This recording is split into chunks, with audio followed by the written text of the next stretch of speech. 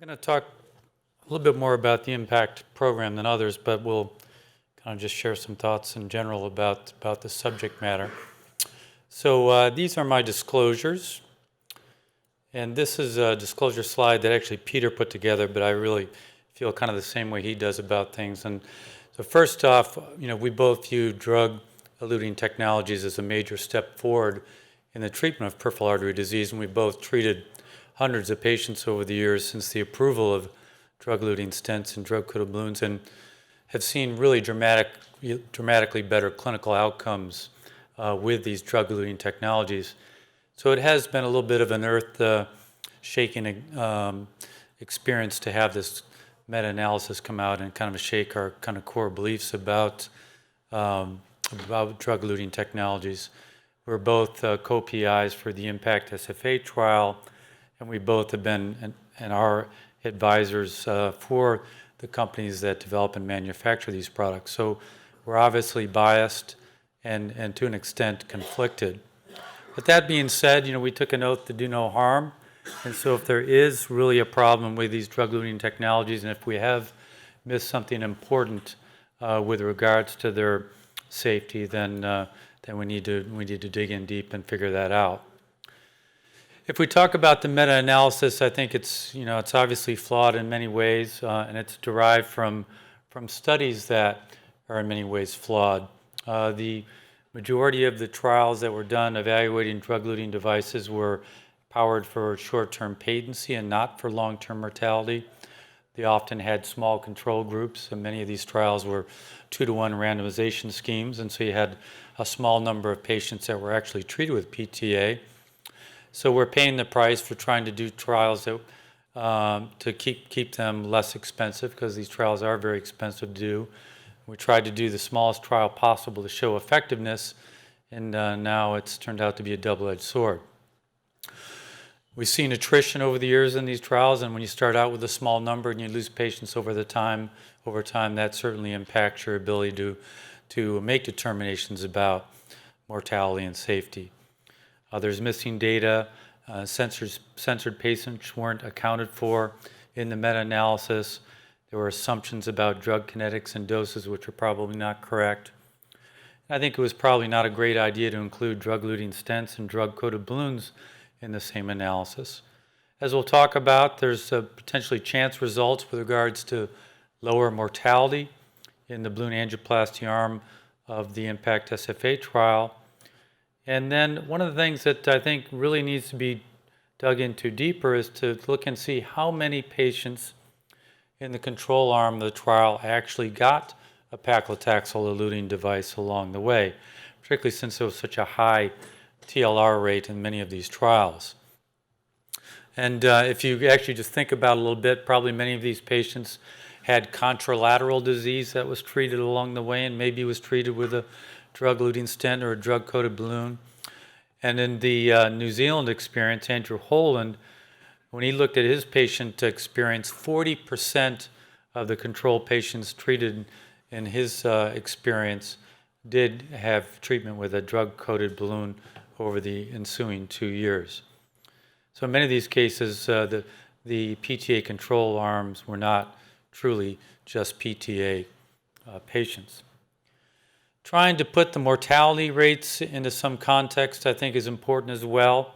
If we look over the series of SFA device trials over the past 5 to 10 years, we see actually the highest mortality rate ever reported was in a drug-eluting stent trial, but that was a sirolimus-eluting stent. One of the other highest reported mortality rates in a DCB trial was the control arm in the Levant 1 trial, 12.2% mortality. The very lowest mortality ever seen, and probably truly an aberration, was the extremely low mortality rate seen in the PTA control arm of IMPACT SFA, which no doubt impacted the mortality disparities that were seen in that trial. But if you look at the DCB arms of these trials overall, they kind of fall right where you'd expect them to fall compared to other device trials, and also much lower mortality rate that's been seen in some of the historical control studies looking at symptomatic PAD patients over time. If we go back and look at Impact SFA, the randomized trial, we talked about this morning, there was numerical differences with regards to all-cause mortality at 5 years, but those differences were not statistically different. And some of these low rates in the PTA arm, as we already talked about, were due in part to a really remarkably low rate of death in that arm of the trial.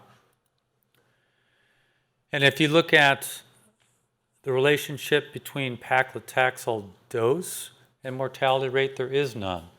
Patients who died, survived, and lost to follow-up all had received the same dose of paclitaxel.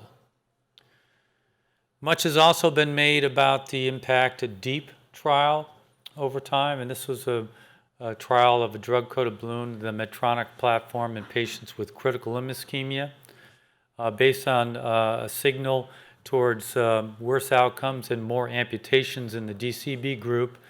That product was actually taken off the market.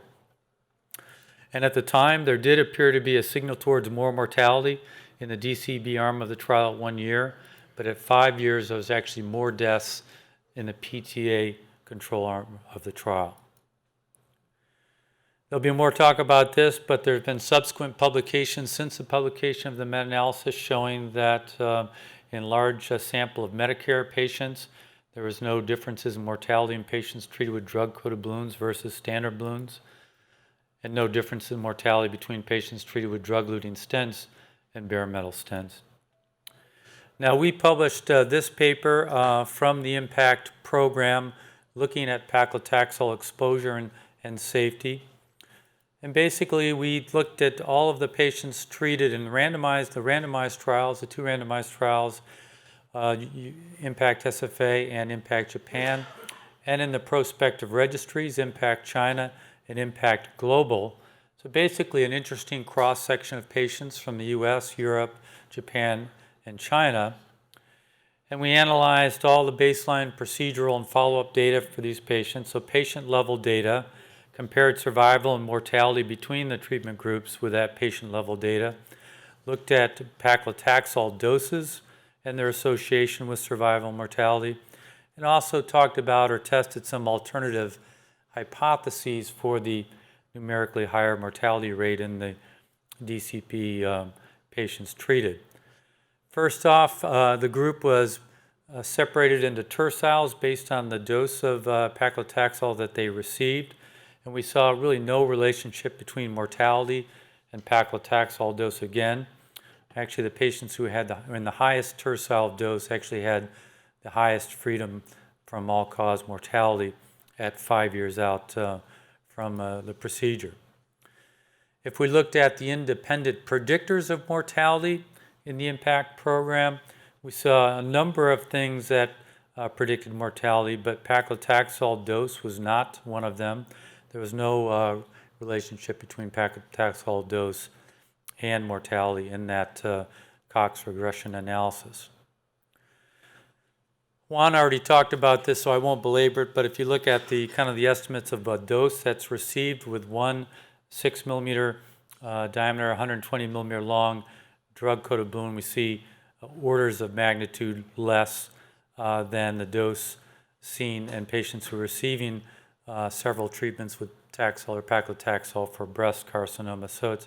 And these patients are not showing signs of excess mortality compared to patients not treated with paclitaxel. So it's hard to really tie the dose on these balloons to complications and mortality. So one of the alternative hypotheses generated was that if you have patients who are having a higher recurrence rate after a procedure, they're going to have more contacts with the healthcare system because they're going to have more symptoms. They're going to come in, undergo more visits and more procedures. And in fact, because of that increased contact with the healthcare system, they're probably going to get better medical care and better treatments.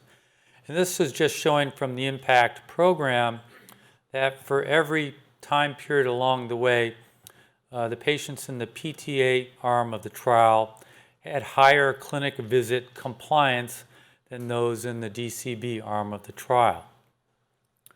And why is that important? Well, if they're getting seen more often, they're probably getting more likely to get dual antiplatelet therapy, maybe more likely to get statins and some of the other beneficial therapies.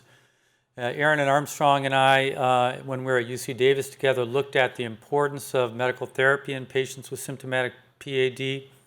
And in a relatively small cohort from our database, we saw that patients who received guidelines-directed therapy had better survival and freedom from MACE than those who did not get guidelines-directed therapy after their procedures.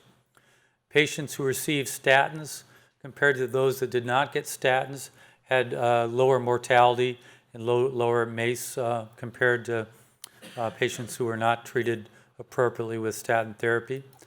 And patients that got dual antiplatelet therapy actually had better survival than those that did not get dual antiplatelet therapy. And when we go look again at the patients in the IMPACT program, we see through all of the time periods, the patients in the PTA arm of the trial were more likely to be receiving dual antiplatelet therapy than patients in the DCBA arm of the trial. Again, a possible hypothesis for some of the differences in mortality seen. So in conclusion, the meta-analysis has clear limitations. Some of the newer data is not consistent with this danger signal. There are important alternative hypotheses for the differences in mortality that are seen. There will be more new data coming, including more patient-level meta-analyses, data from Europe, VQI, VA, and Kaiser. Obviously, a very important FDA panel coming up next week. But hopefully we can work together to get to the bottom of this, and hopefully at the end of the day, we'll determine that paclitaxel is not a danger to our patients, because I think from the standpoint of reducing procedures and restenosis, they've been clearly shown to be effective. Thank you very much.